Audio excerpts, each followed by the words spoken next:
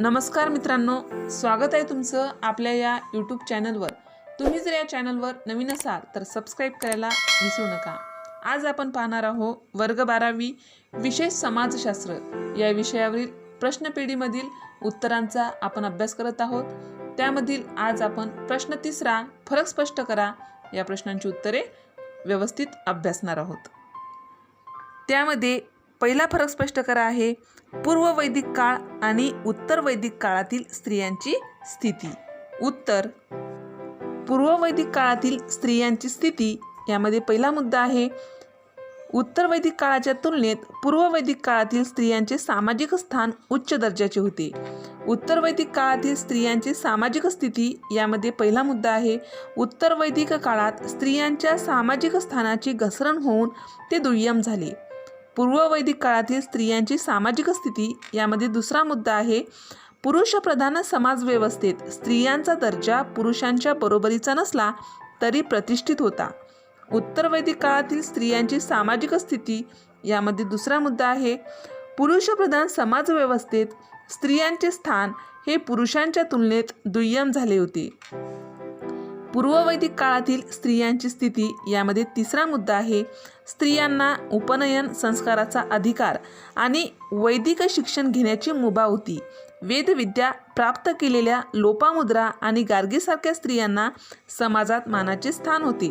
उत्तर वैदिक काळातील स्त्रियांची सामाजिक स्थिती यामध्ये तिसरा मुद्दा आहे स्त्रियांना उपनयन संस्काराचा अधिकार आणि शिक्षण संपादन करण्याचा अधिकार नाकारण्यात आला। राजघराण्यातील व उच्चवर्णीय स्त्रियांना खाजगीरित्या शिक्षण प्राप्त करण्याची मुभा होती, मात्र बहुसंख्य स्त्रियांचे सामाजिक स्थान गौण होते। पूर्व वैदिक काळातील स्त्रियांची स्थिती यामध्ये चौथा मुद्दा आहे स्त्रियांची भूमिका समाजोपयोगी आणि अर्थोत्पादक नसली समजली जायची। त्यांना त्यांच्या आयुष्याचा जोडीदार स्वतः निवडण्याची मुभा होती। विधवा विवाहाला समाजाची स्वीकृती होती। एकपत्नीत्वाला प्राधान्य होते। कुटुंबाच्या स्थावर संपत्तीवर त्यांचा अधिकार मान्य करण्यात आला होता। उत्तर वैदिक काळातील स्त्रियांची सामाजिक स्थिती यामध्ये चौथा मुद्दा आहे स्त्रियांची भूमिका घरगुती कर्तव्यांशी बांधली गेली। मुलीचा जन्म अवांछित मानला जाऊ लागला। त्यांच्याविषयीचे सर्व निर्णय कुटुंबातील पुरुष घेत असत। स्त्रियांनी जन्मापासून मृत्यूपर्यंत कुटुंबातील पुरुषांच्या आज्ञेत राहावे असा दंडक घातला गेला। विधवांना पुनर्विवाहाचा अधिकार नाकारण्यात आला। अशा प्रकारे पूर्व वैदिक काळातील स्त्रियांची स्थिती आणि उत्तर वैदिक काळातील स्त्रियांची स्थिती यामध्ये फरक स्पष्ट करता येतो। दुसरा फरक स्पष्ट करा आहे ब्रह्मचर्याश्रम आणि गृहस्थाश्रम। उत्तर, ब्रह्मचर्याश्रम यामध्ये पहिला मुद्दा आहे ब्रह्मचर्याश्रम हा आश्रमाचा पहिला टप्पा आहे, गृहस्थाश्रम हा दुसरा टप्पा आहे। आता ब्रह्मचर्याश्रम यामध्ये दुसरा मुद्दा यामध्ये विद्यार्थी अविवाहित ब्रह्मचर्य यांचा समावेश होतो। गृहस्थाश्रम यामध्ये दुसरा मुद्दा गृहस्थाश्रमामध्ये विवाहितांचा किंवा गृहस्थांचा समावेश होतो। ब्रह्मचर्याश्रम यामध्ये तिसरा मुद्दा आहे ब्रह्मचर्याश्रम हा वयाच्या 25 वर्षापर्यंतचा काळ असतो। गृहस्थाश्रम यामध्ये तिसरा मुद्दा आहे गृहस्थाश्रम हा वयाच्या 50 वर्षापर्यंतचा काळ असतो। ब्रह्मचर्याश्रम यामध्ये चौथा मुद्दा आहे ब्रह्मचर्याश्रमामध्ये हा काळ जन्मापासून ते तारुण्यापर्यंतचा काळ असतो, म्हणजेच आपल्या जन्मापासून ते 25 वर्षापर्यंतचा। आणि गृहस्थाश्रम यामध्ये चौथा मुद्दा आहे आपल्या तारुण्यापासून ते प्रौढावस्थेपर्यंतचा काळ असतो, म्हणजेच 25 वर्षापासून ते 50 वर्षापर्यंतचा काळ हा गृहस्थाश्रम असतो। अशा प्रकारे ब्रह्मचर्याश्रम आणि गृहस्थाश्रम यामध्ये फरक स्पष्ट करता येतो। तिसरा फरक स्पष्ट करा आहे बौद्ध धर्म आणि जैन धर्म। उत्तर, बौद्ध धर्म यामध्ये पहिला मुद्दा आहे वर्धमान महावीर यांचे समकालीन असलेल्या गौतम बुद्धांनी वेदप्रामाण्य पुरोहितांचे वर्चस्व, यज्ञविधी, पशुबळी आणि सामाजिक उतरंडीला विरोध करणारे तत्त्वज्ञान प्रतिपादिले। भारतीय तत्त्वज्ञान परंपरेस त्यात बौद्ध धर्म असे म्हणतात। आता जैन धर्म यामध्ये पहिला मुद्दा आहे उत्तर वैदिक काळात वेदप्रामाण्य पुरोहितांचे वर्चस्व, यज्ञविधी, पशुबळी आणि जातिभेद यांना विरोध करणारे म्हणजेच प्रस्थापित वैदिक धर्माला विरोध करणारे तत्त्वज्ञान वर्धमान महावीर यांनी प्रतिपादिले। भारतीय तत्त्वज्ञान परंपरेत त्यास जैन धर्म असे म्हणतात। बौद्ध धर्म यामध्ये दुसरा मुद्दा आहे, बौद्ध धर्माचे हीनयान आणि महायान असे पंथ निर्माण झाले. 8व्या शतकात वज्रयान हा तिसरा पंथ उदयास आला. आता जैन धर्म यामध्ये दुसरा मुद्दा आहे, जैन धर्माचे श्वेतांबर आणि दिगांबर असे 2 पंथ निर्माण झाले. जैन धर्माचा प्रसार हा या 2 धर्मात घडून आलेला आहे. बौद्ध धर्माचा प्रसार हा भारत आणि भारताबाहेर झाला. तसेच जैन धर्माचा प्रसार हा भारतापुरता सीमित राहिला. बौद्ध धर्म यामध्ये चौथा मुद्दा आहे, व्यक्तीच्या नैतिक उन्नतीला आणि त्यावर आधारित जीवन पद्धतीला बौद्ध धर्मात महत्त्वाचे स्थान देण्यात आले. विचार आणि कृतीतील अहिंसा, संयम, स्वार्थत्याग, दानवृत्ती, समता इत्यादीवर भर देण्यात आला. आता जैन धर्म यामध्ये चौथा मुद्दा आहे, कर्म सिद्धांताला जैन धर्मात मान्यता आहे. अहिंसा आणि तपस या 2 तत्वांना अधिक महत्त्व दिले जाते. या धर्मात निर्वाण या तत्वावर अधिक भर दिला जातो. अशा प्रकारे बौद्ध धर्म आणि जैन धर्म यामध्ये फरक स्पष्ट करता येतो. चौथा फरक स्पष्ट करा आहे पारशी धर्म आणि इस्लाम धर्म. उत्तर, पारशी धर्म यामध्ये पहिला मुद्दा आहे, पारशी धर्माचा उगम मध्य पूर्व आशियात झाला. इस्लाम धर्म यामध्ये पहिला मुद्दा आहे, इस्लाम धर्माचा उगम उत्तर भारतात झाला. आता पारशी धर्म यामध्ये दुसरा मुद्दा आहे, अवेस्ता हा पारशी लोकांचा धर्मग्रंथ आहे. इस्लाम धर्म यामध्ये दुसरा मुद्दा आहे, कुराण हा इस्लाम धर्माचा पवित्र ग्रंथ आहे. पारशी धर्म यामध्ये तिसरा मुद्दा आहे, अग्यारी हे पारशी धर्माचे पूजास्थान आहे. इस्लाम धर्म यामध्ये तिसरा मुद्दा आहे, मक्का मदिना हे इस्लामचे पवित्र ठिकाणे आहेत. पारशी धर्म यामध्ये चौथा मुद्दा आहे, इरदृष्ट हे पारशी धर्माचे संस्थापक होते. आणि इस्लाम धर्म यामध्ये चौथा मुद्दा आहे, हजरत मुहम्मद पैगंबर यांनी इस्लाम धर्माची निर्मिती केली आहे. अशा प्रकारे पारशी धर्म आणि इस्लाम धर्म यामध्ये फरक स्पष्ट करता येतो. 5वा फरक स्पष्ट करा आहे आदिवासी समुदाय आणि शहरी समुदाय. उत्तर, आदिवासी समूह विखुरलेले असून एक जमात दुसऱ्या जमातीपासून अलग असते. हा आदिवासी समुदायामध्ये पहिला मुद्दा आहे. शहरी समुदाय यामध्ये पहिला मुद्दा आहे, शहरी समुदाय अनेक जाती, धर्म व पंथ यांनी बनलेले असून हे लोक एकमेकांजवळ एकाच वस्तीत राहतात. आता आदिवासी समुदाय यामध्ये दुसरा मुद्दा आहे, दळणवळणाच्या अपुऱ्या साधनामुळे या समूहांचा बाहेरच्या जगाशी फारसा संपर्क नसतो. त्यांचे जीवन त्यांच्याच भूप्रदेशात सामावलेले असते. आता शहरी समुदाय यामध्ये दुसरा मुद्दा आहे, दळणवळणाच्या साधनामुळे विविध शहरे व खेडी एकमेकांशी जोडलेली असून हवाई मार्गाने परदेशांशीही जोडली गेली आहेत. नोकरी, धंदा, व्यवसाय याकरिता शहरी लोकांना घरापासून दूर जावे लागते व इतरांची मदत घ्यावी लागते. आता आदिवासी समुदाय यामध्ये तिसरा मुद्दा आहे, या समुदायाचे जीवन सर्वस्वी निसर्गावर अवलंबून असते. त्यामुळे त्यांच्या जीवनावर निसर्गाचा प्रभाव असतो. शहरी समुदाय यामध्ये तिसरा मुद्दा आहे, या समुदायावर कृत्रिम व मानवनिर्मित पर्यावरणाचा प्रभाव अधिक असतो. पाणी पुरवठा, वीज पुरवठा, अन्नधान्य पुरवठा इत्यादी सुविधा मानवनिर्मित आहेत. आदिवासी समुदाय यामध्ये चौथा मुद्दा आहे, या समुदायात शैक्षणिक व आर्थिक मागासलेपण आढळते. शिक्षण आणि रोजगाराच्या सोयी अत्यल्प असतात. शहरी समुदाय यामध्ये चौथा मुद्दा आहे, या समुदायातील लोक सुशिक्षित असतात. विविध प्रकारचे शिक्षण देणाऱ्या अनेक शैक्षणिक संस्था शहरात उपलब्ध असतात. शहरात उद्योग, व्यवसाय आणि सेवा क्षेत्रात चांगली आर्थिक प्राप्ती होत असते. अशा प्रकारे आदिवासी समुदाय आणि शहरी समुदाय यामध्ये फरक स्पष्ट करता येतो. 6वा फरक स्पष्ट करा आहे आदिवासी समुदाय आणि ग्रामीण समुदाय. उत्तर, आदिवासी समुदाय यामध्ये पहिला मुद्दा आहे, भारतीय आदिवासी समुदाय विखुरलेले असून एक जमात दुसऱ्या जमातीपासून अलग आहे. ग्रामीण समुदाय यामध्ये पहिला मुद्दा आहे, भारतीय खेडी भौगोलिकदृष्ट्या एकमेकापासून अलग आहेत. त्यामुळे ग्रामीण समुदाय विखुरलेला आहे. आता आदिवासी समुदाय यामध्ये दुसरा मुद्दा आहे, आदिवासी समुदाय डोंगरदऱ्या व पाण्याने वेढलेल्या भागात राहत असल्यामुळे त्याचा बाहेरच्या जगाशी फारसा संपर्क नसतो. ग्रामीण समुदाय यामध्ये दुसरा मुद्दा आहे, अलीकडच्या काळात दळणवळणाच्या साधनांनी ग्रामीण समुदाय एकमेकांशी जोडला गेला आहे. तसेच वीज, दूरध्वनी, दूरदर्शन या संपर्क साधनामुळे तो शहरांशीही जोडला गेला आहे. आता आदिवासी समुदाय यामध्ये तिसरा मुद्दा आहे, आदिवासी समुदाय टोळीयुक्त किंवा विस्तृत प्रकारची संयुक्त कुटुंब व्यवस्था आढळते. आणि ग्रामीण समुदाय यामध्ये तिसरा मुद्दा आहे, ग्रामीण समुदायात 3 पिढ्यापर्यंतची संयुक्त कुटुंब पद्धती आढळते.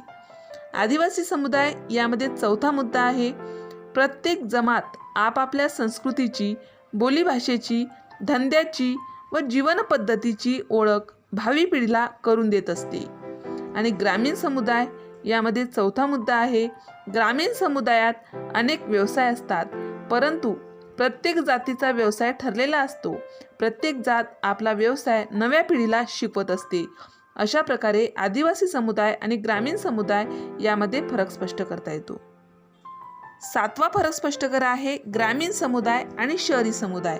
उत्तर, ग्रामीण समुदाय यामध्ये पहिला मुद्दा आहे, ग्रामीण समुदायाचा आकार लहान असून लोकसंख्या 5,000 पेक्षा कमी असते. आता नागरी समुदाय यामध्ये, नागरी किंवा शहरी म्हणतो आपण त्याला, शहरी समुदाय यामध्ये पहिला मुद्दा आहे, शहरी समुदायाचा आकार आणि लोकसंख्या ग्रामीण भागाच्या तुलनेत अधिक असते. आता ग्रामीण समुदाय यामध्ये दुसरा मुद्दा आहे, शेती हा ग्रामीण समुदायाचा प्रमुख व्यवसाय असतो. आणि शहरी समुदायामध्ये दुसरा मुद्दा आहे, शहरी भागातील लोक प्रामुख्याने बिगर शेती व्यवसाय करतात. ग्रामीण समुदाय यामध्ये तिसरा मुद्दा आहे, प्रादेशिक भागातून व्यवहार चालतात, तसेच जाती धर्माचाच व्यवसाय निवडला जातो. शहरी समुदाय यामध्ये तिसरा मुद्दा आहे, अनेक देशी विदेशी भाषातून व्यवहार चालतात, उपजीविकेकरिता कोणताही व्यवसाय केला जातो. ग्रामीण समुदाय यामध्ये चौथा मुद्दा आहे, मोठ्या प्रमाणात संयुक्त कुटुंब पद्धती असते, तसेच परस्पर संबंध जिव्हाळ्याचे असतात. कुटुंब संस्था व धर्मसंस्था सामाजिक नियंत्रणाचे कार्य करतात. आणि शहरी समुदाय यामध्ये चौथा मुद्दा आहे, विभक्त कुटुंबाचे प्रमाण वाढते असून परस्पर संबंध दुय्यम स्वरूपाचे असतात, त्यात जिव्हाळा नसतो. सामाजिक नियंत्रणाचे कार्य प्रामुख्याने पोलीस यंत्रणा करते.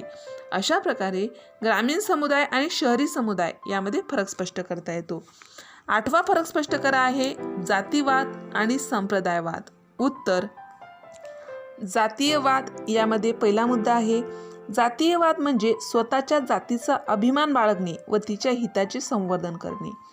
संप्रदायवाद यामध्ये पहिला मुद्दा आहे, संप्रदायवाद म्हणजे स्वधर्माचा कडवा अभिमान बाळगणे व इतर धर्मांना तुच्छ लेखणे. संप्रदायवादालाच आपण जमातवाद असेही म्हणतो. आता जातीयवाद यामध्ये दुसरा मुद्दा आहे, जातीयवादातून जातीजातीत तेढ निर्माण होते आणि त्यांचे संबंध तणावपूर्ण होतात. संप्रदायवाद यामध्ये दुसरा मुद्दा आहे, संप्रदायवादाची परिणती सांप्रदायिक तणाव, जमातवादी, दंगली आणि संघर्षात होते. जातीयवाद यामध्ये तिसरा मुद्दा आहे, आजच्या राजकारणावर जातीवादाचे निर्विवाद वर्चस्व आहे. जाती जमातींची समीकरणे लक्षात घेऊन राजकीय पक्ष राजकारण करतात. संप्रदायवाद यामध्ये तिसरा मुद्दा आहे, जमातवादी नेते सांप्रदायिक राजकारण करतात. त्यातून 1947 साली धर्माच्या आधारे अखंड भारताची फाळणी झाली. तर जातीयवाद यामध्ये चौथा मुद्दा आहे, बहुजन समाज पार्टी व रिपब्लिकन पार्टी हे राजकीय पक्ष विशिष्ट जातींचे प्रतिनिधित्व करतात. संप्रदायवाद यामध्ये चौथा मुद्दा आहे, विश्व हिंदू परिषद, जमात ए इस्लामी, अकाली दल इत्यादी संघटना संप्रदायवादी आहेत. अशा प्रकारे जातीयवाद आणि संप्रदायवाद यामध्ये फरक स्पष्ट करता येतो. 9वा फरक स्पष्ट करता आहे, भाषिकवाद आणि प्रादेशिकतावाद. उत्तर, भाषिकवाद यामध्ये पहिला मुद्दा आहे, प्रत्येक प्रदेशात बहुसंख्य लोकांची अशी एक भाषा असते की जी मातृभाषा या नावाने ओळखली जाते. आपापल्या मातृभाषेबद्दल लोकांना अभिमान असतो. प्रादेशिकतावाद यामध्ये पहिला मुद्दा आहे, प्रत्येक प्रदेशातील लोकांना आपल्या प्रदेशाबद्दल अभिमान वाटत असतो. त्याचा आधार घेऊनच राज्यकारभाराच्या दृष्टीने सोयीस्कर व्हावे म्हणून भारतात विविध राज्यांची निर्मिती झाली. प्रत्येक व्यक्तीला आपल्या राज्याबद्दल अभिमान असतो. भाषावाद यामध्ये दुसरा मुद्दा आहे. भाषेविषयीच्या या अभिमानाची तीव्रता वाढल्यास एकभाषिक लोक इतर भाषिकांना व त्यांच्या भाषेला कमी लेखू लागतात. त्यातून भाषावादाचा जन्म होतो. प्रादेशिकतावाद यामध्ये दुसरा मुद्दा आहे. प्रांताविषयी वाटणाऱ्या या अभिमानाची तीव्रता वाढल्यास विशिष्ट प्रांतातील लोक इतर राज्यांना कमी लेखू लागतात. तेव्हा त्यातून प्रादेशिकतावाद जन्मास येतो. भाषावाद यामध्ये तिसरा मुद्दा आहे. भाषावादामुळे आपलीच भाषा कशी समृद्ध व श्रेष्ठ आहे हे पटवून देण्याचा प्रयत्न त्या भाषेतील लोक करू लागतात. आपल्याच भाषेचे महत्त्व पटवून दिले जाते. त्यातून भाषिक स्पर्धा सुरू होऊन विविध भाषिक गटांना तेढ निर्माण होते. विविध भाषिक गटामध्ये तेढ निर्माण होते. प्रादेशिकतावाद यामध्ये तिसरा मुद्दा आहे. प्रादेशिकतावाद आपल्या राज्याचा इतिहास व परंपरा किती श्रेष्ठ आहेत हे दाखवण्याचा प्रयत्न केला जातो. तसेच सर्व प्रकारच्या योजना आपल्या राज्याच्या कल्याणासाठी आखल्या जाव्यात आणि आपल्याच राज्याला सर्व प्रकारच्या सवलती लाभाव्यात यासाठी प्रयत्न केले जातात. त्यातून राज्यात तेढ निर्माण होते. भाषावाद यामध्ये चौथा मुद्दा आहे. आपल्या भाषेलाच श्रेष्ठत्व लाभावे, आपल्याच भाषेतून राज्यकारभार चालावा यासाठी प्रयत्न केले जातात. तसेच आपल्या भाषेच्या विकासासाठीच सरकारी सवलती व अनुदाने मिळावीत यासाठी आग्रह धरला जातो. प्रादेशिकतावाद यामध्ये चौथा मुद्दा आहे. प्रादेशिकतावादात आपलीच भाषा बोलणाऱ्या भूप्रदेशावर हक्क सांगितला जाऊन त्यासाठी आंदोलने केली जातात. त्यातून राज्यात वैर निर्माण होते. कधीकधी एका राज्यातही विविध परिसरांचे 2 गट तयार होऊन फुटीरता निर्माण होते व वेगळ्या राज्याची मागणी केली जाते. अशा प्रकारे प्रादेशिकतावाद आणि भाषिकवाद यामध्ये आपल्याला फरक स्पष्ट करता येतो. 10वा फरक स्पष्ट करा आहे आधुनिकीकरण आणि जागतिकीकरण. उत्तर आधुनिकीकरण यामध्ये पहिला मुद्दा आहे. आधुनिकीकरण म्हणजे कमी विकसित समाजाने अधिक विकसित समाजाची वैशिष्ट्ये आत्मसात करण्याची प्रक्रिया. जागतिकीकरण यामध्ये पहिला मुद्दा आहे. जागतिकीकरण म्हणजे स्थानिक स्तरावरील बाजारपेठेला मुख्य जागतिक प्रवाहाशी संलग्न करणे, आयात निर्यातीवरील निर्बंध दूर करून मुक्त व्यापाराला मुभा देणे. आधुनिकीकरण यामध्ये दुसरा मुद्दा आहे. आधुनिकीकरणाचा उद्देश मागास समाजामध्ये परिवर्तन घडवून आणणे, आधुनिक विचार व तंत्रज्ञान रुजवणे आणि त्याद्वारा सामाजिक परिवर्तन घडवून आणणे हा आहे. जागतिकीकरण यामध्ये दुसरा मुद्दा आहे. जागतिकीकरणाचा उद्देश आंतरराष्ट्रीय स्तरावरील स्पर्धेत सहभागी होण्याची आणि टिकून राहण्याची क्षमता अर्थव्यवस्थेत निर्माण करणे आणि याद्वारा देशाचा आर्थिक विकास घडवून आणणे हा आहे. आधुनिकीकरण यामध्ये तिसरा मुद्दा आहे. भारतामध्ये ब्रिटिश राजवटीच्या कालखंडात आधुनिकीकरणाची प्रक्रिया सुरू झाली. त्यासाठी ब्रिटिश सरकारने पाश्चात्य शिक्षण उपलब्ध करून देऊन भारतातील आधुनिकीकरणाचा मार्ग खुला केला. जागतिकीकरण यामध्ये तिसरा मुद्दा आहे. 1991 सालच्या नवीन आर्थिक धोरणाद्वारे जागतिकीकरणाचा स्वीकार केल्याने भारतात परकीय भांडवल आणि तंत्रज्ञान मोठ्या प्रमाणात उपलब्ध होऊन तांत्रिक प्रगतीचा मार्ग खुला झाला. आधुनिकीकरण यामध्ये चौथा मुद्दा आहे. आधुनिकीकरण ही मूलतः एक सामाजिक परिवर्तनाची प्रक्रिया आहे. जागतिकीकरण यामध्ये चौथा मुद्दा आहे.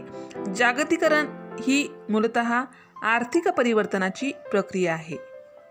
अशा प्रकारे आधुनिकीकरण आणि जागतिकीकरण यामध्ये फरक स्पष्ट करता येतो. 11वा फरक स्पष्ट करा आहे वैयक्तिक समस्या आणि सामाजिक समस्या. उत्तर वैयक्तिक समस्या यामध्ये पहिला मुद्दा आहे. जी समस्या एखाद्या व्यक्तीला किंवा तिच्या कुटुंबाला ग्रासते तिला वैयक्तिक समस्या असे म्हणतात. सामाजिक समस्या यामध्ये पहिला मुद्दा. जी समस्या समाजातील असंख्य व्यक्तींना ग्रासते तिला सामाजिक समस्या असे म्हणतात. वैयक्तिक समस्या यामध्ये दुसरा मुद्दा. वैयक्तिक समस्येची व्याप्ती मर्यादित असते. सामाजिक समस्येची व्याप्ती व्यापक असते. वैयक्तिक समस्या यामध्ये तिसरा मुद्दा, वैयक्तिक समस्यांचे निराकरण संबंधित व्यक्तीने व त्याच्या कुटुंबाने करावयाचे असते. त्या समस्या सोडवण्याची काही सामाजिक संस्था कार्य करतात. सामाजिक समस्या यामध्ये तिसरा मुद्दा आहे. सामाजिक समस्यांचे निराकरण करण्यासाठी सामूहिक प्रयत्नांची गरज असते. त्या समस्या सोडवण्यासाठी काही वेळेला शासनाला हस्तक्षेप करावा लागतो आणि त्यासंबंधीचे कायदे करावे लागतात. वैयक्तिक समस्या यामध्ये चौथा मुद्दा आहे. शारीरिक व मानसिक आजार, व्यसनाधीनता इत्यादी वैयक्तिक समस्या आहेत. आणि सामाजिक समस्या यामध्ये चौथा मुद्दा, बेरोजगारी, शेतकऱ्यांच्या आत्महत्या, नववधू दहन, हुंडा पद्धत इत्यादी सामाजिक समस्या आहेत. अशा प्रकारे वैयक्तिक समस्या आणि सामाजिक समस्या यामध्ये फरक स्पष्ट करता येतो. 12वा फरक स्पष्ट करा आहे भ्रमणध्वनी व्यसन आणि अंमली पदार्थ व्यसन. उत्तर, भ्रमणध्वनी व्यसन यामध्ये पहिला मुद्दा, भ्रमणध्वनी ही एक प्रतिष्ठेची बाब समजली जाते. त्यामुळे सतत वरच्या श्रेणीचा भ्रमणध्वनी बाळगण्यापासून या व्यसनाची सुरुवात होते. अंमली पदार्थ सेवनाचे व्यसन यामध्ये पहिला मुद्दा आहे. समवयस्कांच्या सोबत राहत असताना मित्रमैत्रिणीच्या आग्रहास्तव म्हणजेच दबावाखाली अंमली पदार्थ सेवनाच्या व्यसनाची सुरुवात होते. भ्रमणध्वनीचे व्यसन यामध्ये दुसरा मुद्दा, भ्रमणध्वनीचे उपकरण केवळ संदेश देण्याघेण्याचे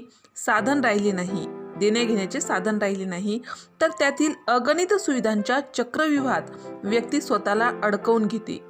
अंमली पदार्थाचे व्यसन यामध्ये दुसरा मुद्दा आहे. मित्रमैत्रिणीच्या दबावाखाली केवळ कुतूहल म्हणून सुरुवात झालेले हे व्यसन उत्तरोत्तर वाढत जाते. भ्रमणध्वनीचे व्यसन यामध्ये तिसरा मुद्दा, भ्रमणध्वनीच्या सतत वापरामुळे वर्तणुकीच्या काही समस्या निर्माण होतात.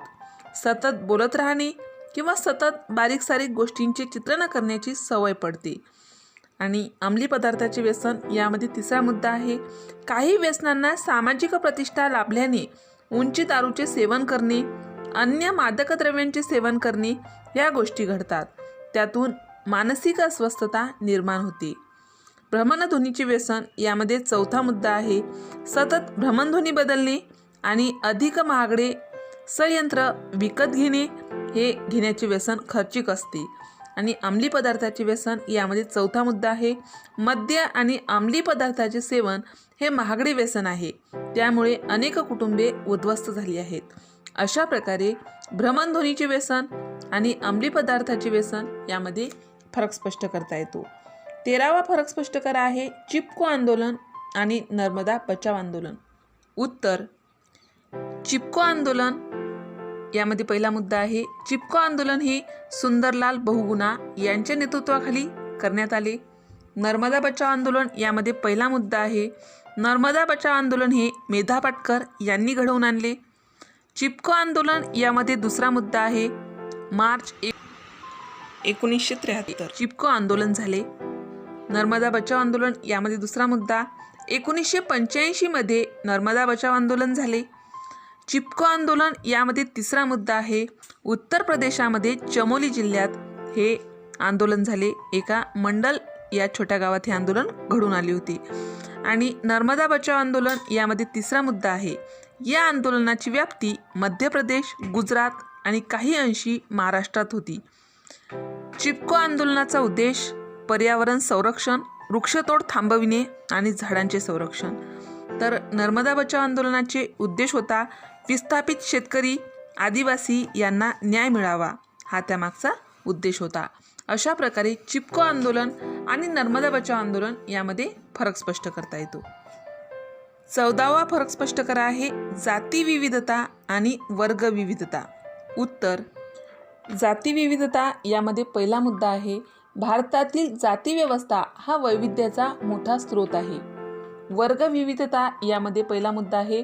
वर्गावर आधारित विविधता सुद्धा महत्त्वाची आहे, म्हणजे त्यामुळे सुद्धा मोठ्या प्रमाणात विविधता निर्माण होते. आता जाती विविधता यामध्ये दुसरा मुद्दा आहे. समाजशास्त्रज्ञ जातीकडे दोन बाजूंनी पाहतात, जसे की वर्ण आणि जाती. वर्ग विविधता यामध्ये दुसरा मुद्दा आहे. संपत्ती आणि उत्पादन साधनांच्या आधारे भारतात 3 वर्ग आहेत. उच्च वर्ग, पांढरपेशा मध्यम वर्ग आणि श्रमिकांचा कनिष्ठ वर्ग. विविधता यामध्ये वर्णामध्ये ब्राह्मण, क्षत्रिय, वैश्य आणि शूद्र येतात. तर जातीमध्ये भारतात 3500 जाती तर 751 जातीमध्ये अनुसूचित जातींचा समावेश होतो. अशा प्रकारे जाती विविधता आणि वर्ग विविधता यामध्ये फरक स्पष्ट करता येतो. अशा प्रकारे आपण प्रश्नपेढीमधील प्रश्न 3 फरक स्पष्ट करा या प्रश्नाचा सविस्तर उत्तरासहित अभ्यास केला आहे. अशाच प्रकारचे प्रश्नपेढीवरील उत्तरासंबंधित व्हिडिओ पाहण्यासाठी, स्वाध्यायासंबंधित व्हिडिओ पाहण्यासाठी या चॅनलला सबस्क्राईब करा. आमचे हे व्हिडिओ लवकरात लवकर तुमच्यापर्यंत पोहोचण्यासाठी बाजूला दिलेल्या बेल आयकॉन बटनवर क्लिक करा. तुम्हाला जर हा व्हिडिओ आवडला असेल तर लाईक करा, मित्रमैत्रिणींमध्ये शेअर करा. काही समस्या असतील, काही अडचणी असतील तर कमेंट करा. हा व्हिडिओ शेवटपर्यंत पाहिल्याबद्दल